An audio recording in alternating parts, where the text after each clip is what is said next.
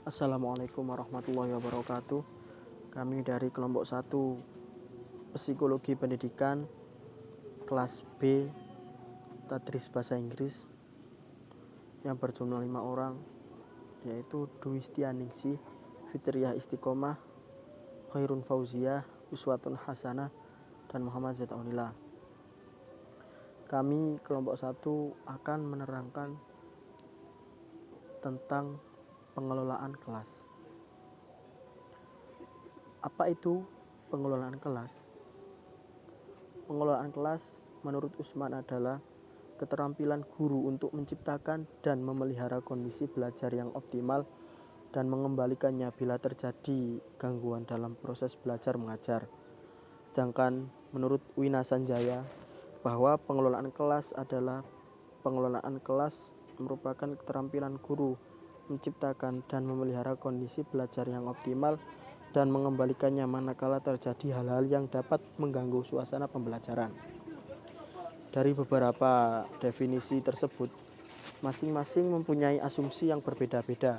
Para ahli menggabungkan beberapa dimensi itu menjadi definisi yang bersifat pluralistik, yaitu bahwa pengelolaan kelas sebagai perangkat kegiatan untuk mengembangkan tingkah laku peserta didik yang diinginkan, menghubungkan interpersonal dan iklim sosio-emosional yang positif serta mengembangkan dan mempertahankan organisasi kelas yang efektif.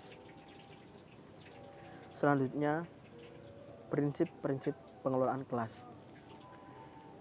Prinsip-prinsip pengelolaan kelas yaitu ada dua golongan yang mempengaruhi terbentuknya prinsip pengelolaan kelas.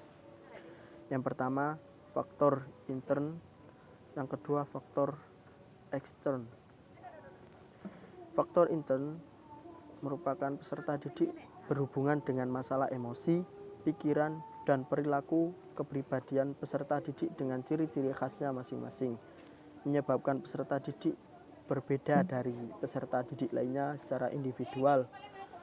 Perbedaan secara individual ini dilihat dari segi aspek, yaitu perbedaan biologis, perbedaan intelektual, dan perbedaan psikologis. Selanjutnya yang kedua, faktor ekstern. Faktor ekstern yaitu peserta didik terkait dengan masalah suasana lingkungan belajar, penempatan peserta didik, pengelompokan peserta didik, jumlah peserta didik, dan sebagainya. Masalah jumlah peserta didik di kelas akan mewarnai dinamika kelas. Semakin banyak jumlah peserta didik di kelas, misalnya 20 orang ke atas, akan cenderung lebih mudah terjadi konflik. Sebaliknya, semakin sedikit jumlah peserta didik di kelas, cenderung lebih kecil terjadi konflik. Dalam rangka memperkecil masalah gangguan dalam pengelolaan kelas, dapat dipergunakan prinsip-prinsip pengelolaan kelas sebagai berikut. Yang pertama yaitu hangat dan antusias. Hangat dan antusias ini diperlukan dalam proses belajar mengajar. Guru yang hangat dan akrab pada anak didik selalu menunjukkan antusias pada tugasnya atau pada aktivitasnya akan berhasil dalam mengimplementasikan pengelolaan kelas. Yang kedua, tantangan.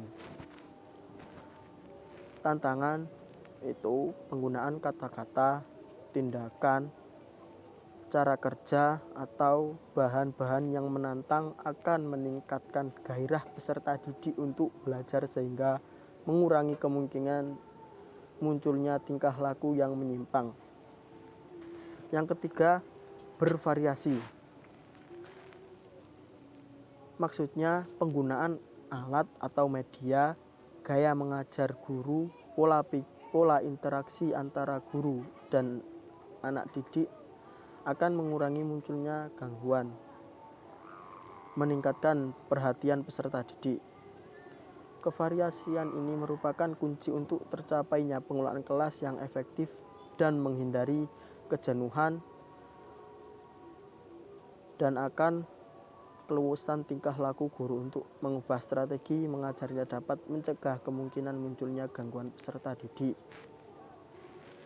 Selanjutnya yang keempat ada penekanan pada hal-hal yang positif. Pada dasarnya, dalam mengajar dan mendidik, guru harus menekankan pada hal-hal yang positif dan menghindari pemusatan perhatian pada hal-hal yang negatif. Penekanan pada hal-hal yang positif yaitu penekanan yang dilakukan guru terhadap tingkah laku peserta didik yang positif daripada mengomeli tingkah laku yang negatif. Penekanan tersebut dapat dilakukan dengan pemberian penguatan yang positif dan kesadaran guru untuk menghindari kesalahan yang dapat mengganggu jalannya proses belajar mengajar. Dan yang terakhir, penanaman disiplin diri. Tujuan akhir dari pengelolaan kelas adalah anak didik dapat mengembangkan disiplin diri sendiri dan guru sendiri hendaknya menjadi teladan mengendalikan diri dan pelaksanaan tanggung jawab. Jadi, guru harus disiplin dalam segala hal bila ingin anak didiknya ikut disiplin dalam segala hal. Selanjutnya, kondisi-kondisi yang mempengaruhi suasana kelas. Kondisi-kondisi yang mempengaruhi suasana kelas. Yang pertama ada ruangan tempat berlangsungnya proses belajar mengajar. Yang kedua, pengaturan tempat duduk. Pengaturan tempat duduk ini bisa dibuat secara berbaris, pengelompokan atau individu, dan juga ruang kelas yang normal.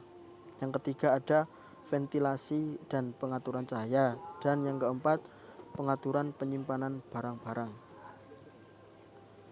Selain dari hal-hal yang telah dijelaskan berikut, kondisi yang dapat mempengaruhi suasana kelas. Yang pertama, juga ada kondisi yang mempengaruhi penciptaan iklim yang kondusif. Ada A. Menyenangkan dan mengasihkan. Menyenangkan dan mengasihkan terkait dengan aspek afektif perasaan. Guru harus berani mengubah iklim dari suka ke bisa.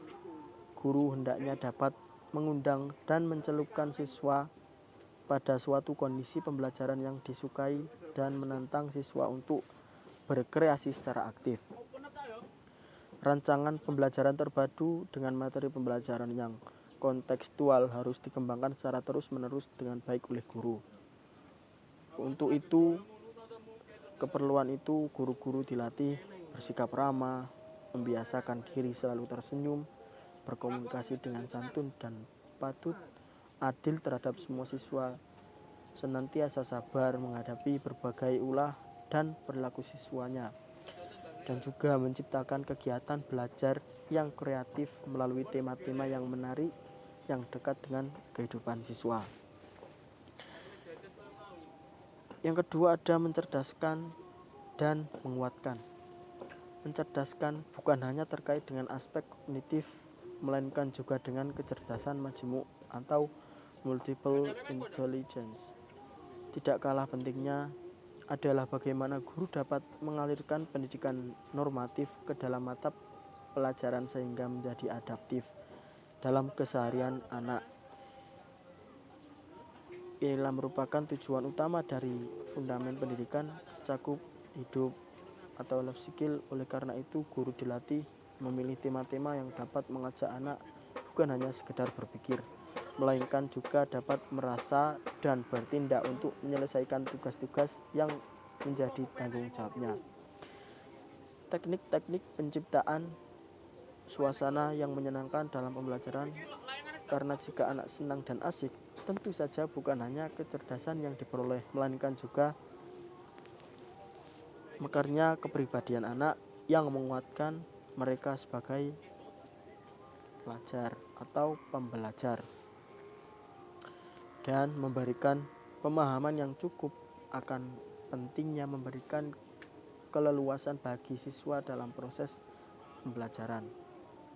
Terakhir, jangan terlalu banyak aturan yang dibuat oleh guru dan harus ditaati oleh anak akan menyebabkan anak-anak selalu diliputi rasa takut dan sekaligus diselimuti rasa bersalah. Selanjutnya ada kondisi emosional. Yang pertama ada tipe kepemimpinan, yang kedua ada sikap guru, yang ketiga ada suara guru, yang keempat ada pembinaan hubungan baik, dan yang terakhir ada kondisi organisasional. Selanjutnya, strategi guru dalam membangun lingkungan belajar yang kondusif. Yang pertama, kenyamanan dan keindahan penataan perabot kelas. Kelas adalah tempat siswa melakukan proses belajar atau bekerja dan berkreasi.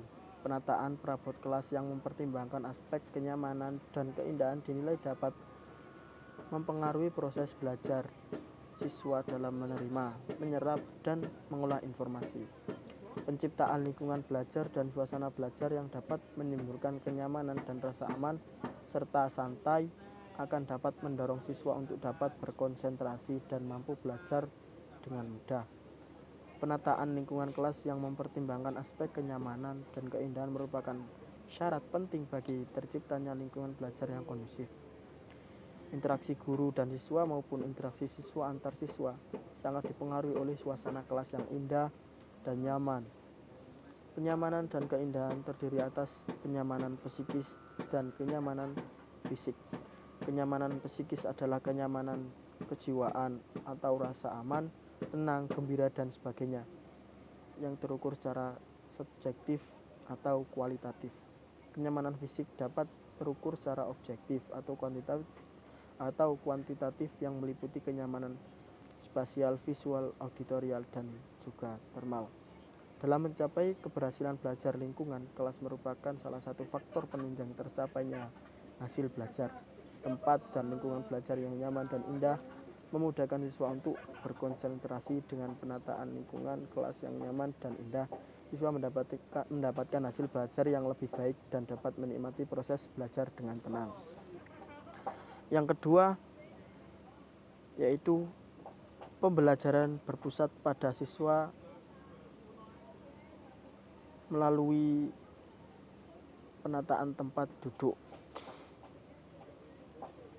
Dalam penciptaan lingkungan kelas pembelajaran yang kondusif, peran siswa sebagai subjek belajar menjadi syarat mutlak. Berangkat dari konsep mengajar sebagai proses mengatur lingkungan dengan harapan agar siswa belajar. Dalam konsep ini yang penting adalah belajarnya siswa.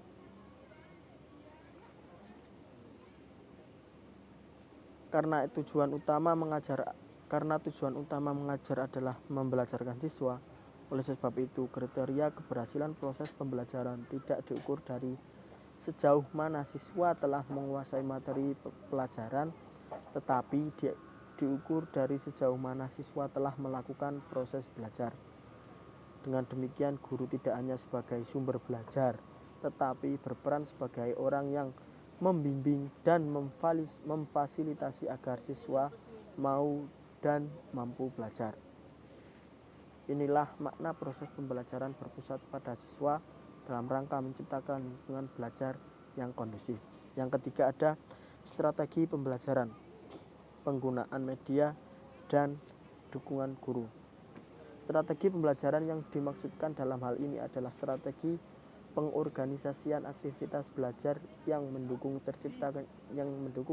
terciptanya lingkungan belajar yang kondusif. Tujuan pengorganisasian yaitu aktivitas-aktivitas belajar siswa tersebut untuk menciptakan kondisi-kondisi belajar yang dibutuhkan siswa untuk melakukan kaitan-kaitan intelektual yang bisa membuatnya belajar dan maju sesuai dengan perbedaan terhadap perkembangannya. Dan yang keempat atau yang terakhir, penanaman nilai kebebasan interaksi antar siswa. Strategi guru dalam membangun interaksi antar siswa selalu mengedepankan kerja berpasangan dan berkolaborasi. Dalam kerja berpasangan dan kolaborasi, aspek nilai sosial dan kebebasan dalam mengungkapkan pendapat terbangun. Hal inilah yang menjadi ciri utama lingkungan kelas yang kondusif. Dengan adanya penanaman nilai kebebasan, siswa itu terlatih berpikir kritis sesuai dengan bakat yang dimilikinya. Kebebasan menjadi unsur yang esensial dalam lingkungan belajar. Kegagalan atau keberhasilan, kemampuan atau ketidakmampuan itu dilihat dari teori konstruktivistik adalah interpretasi berbeda yang patut dihargai. Penataan lingkungan kelas pembelajaran yang kondusif sangat diperlukan agar si belajar mampu melakukan kontrol terhadap pemenuhan kebutuhan emosionalnya. Lingkungan belajar yang memberikan kebebasan kepada si belajar untuk melakukan pilihan-pilihan mendorong si belajar untuk terlibat langsung secara fisik, emosional, dan mental dalam proses belajar sehingga dapat memunculkan kegiatan yang kreatif dan juga produktif. Sekian dari kelompok 1. Bila ada kurang lebihnya, kami mohon maaf yang sebesar-besarnya. Terima kasih. Wassalamualaikum warahmatullahi wabarakatuh.